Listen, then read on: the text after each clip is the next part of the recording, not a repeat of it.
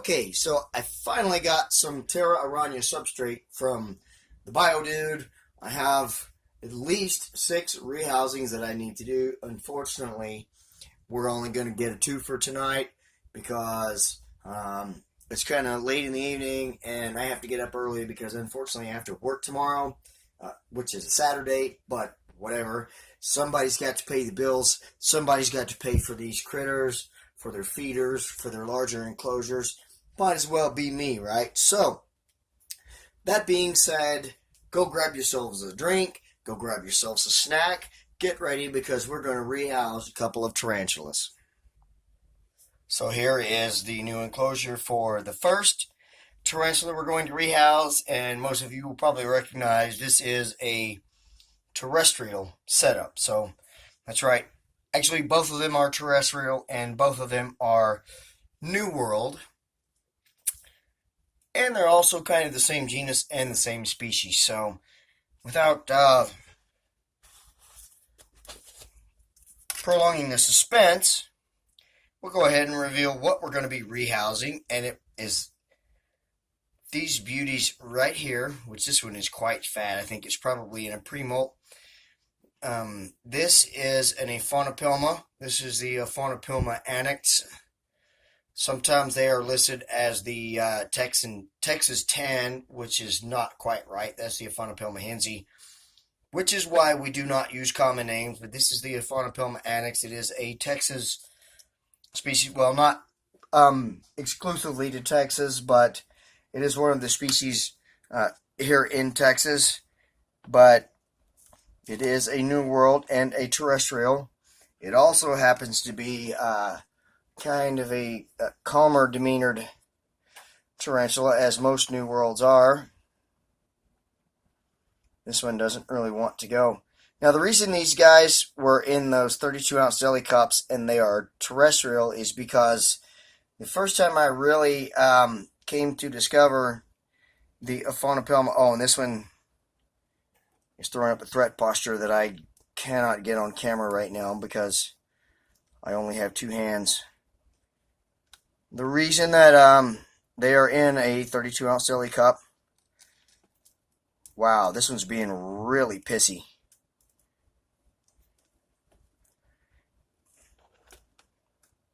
I can't even finish my thought. I've never had a New World tarantula so stubborn to leave its old home. It will not let go of that deli cup whatsoever.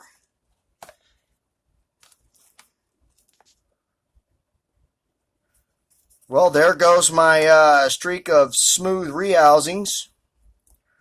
That thing right there has kind of thrown a fit like a toddler and just gripped onto anything near it. As I finished saying that they were pretty calm demeanored. Anyway, the reason they were in 32-ounce deli cups is because I saw a highlight video from Tom Moran, and it was one of the things that he said as they were younger, they were burrowers, and as they get older, they are obligate burrowers as well. So I put them in 32-ounce deli cups, and they did definitely burrow. This one right here, actually, you will notice the 32-ounce deli cup I had it in, I only had a couple of inches of substrate, and that's because this one would burrow, and then it would backfill its burrow so much that I literally had to dig it out of the enclosure to expose it to food and water. So I started putting shallower substrate in there, and it's gotten to the point now it's at the size it's big enough that I don't think it's going to burrow quite as much. It has stayed out a bit more, so we are going to put it in this enclosure here, which, wow, that was it's a bit of a struggle getting that one in there. That's the toughest one I've had in a while. Fortunately, it didn't bolt. It didn't get super defensive.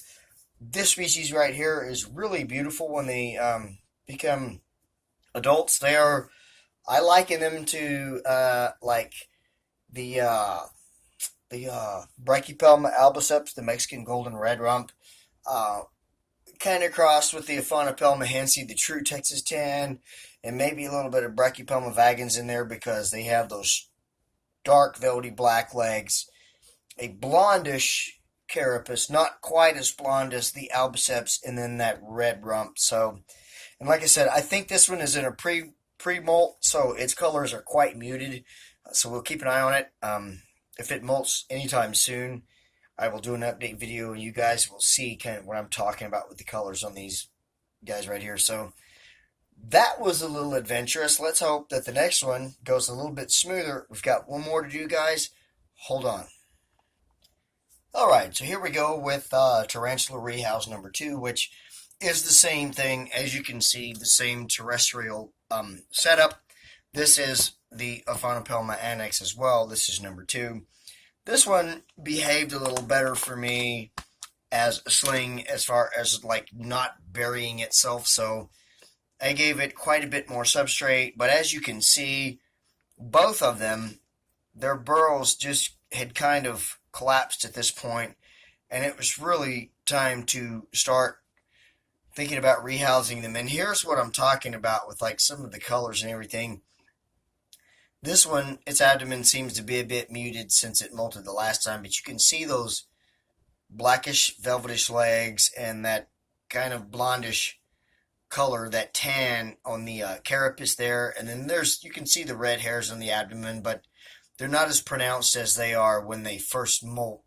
This one right here actually did a strike at me 2 or 3 weeks ago. I had its enclosure open. I was spraying it. It started to come up over the lip of the cup, and thinking a new world, especially a Aphonopelma or Brachypelma, I stuck my finger out to stop it from coming out of the cup, and it actually slapped at me. So I was like, okay, piss on you. And I just used the lid to kind of push it back in the enclosure. But as you can see, both of these guys need a new home. I'm going to try a different tactic here. Let's go the other way this time with it. And I apologize for everything that you cannot see right now in this rehouse. Hopefully this one will not be, well, that's one thing I've kind of learned here now on the Aphonopelma anax behavior, is that they get a little bit defensive, at least at this age. So there we go. That one went a little smoother, but it did kind of give me some threat postures and stuff like that. And it tried to grip on the cup a little bit, but it let go and gave up a lot easier than the other one did. So there we go. There is 2 more of the many tarantulas that we need to have rehoused in their new homes. I really hope you enjoyed this video. If you did, let me know with a thumbs up and a comment. Subscribe and share if you have not done that. And of course, guys, don't forget to take care of yourselves and each other. The world's getting crazy as hell out there, so watch out, guys. I really appreciate you watching. Hope you have a great day or a great night wherever you are.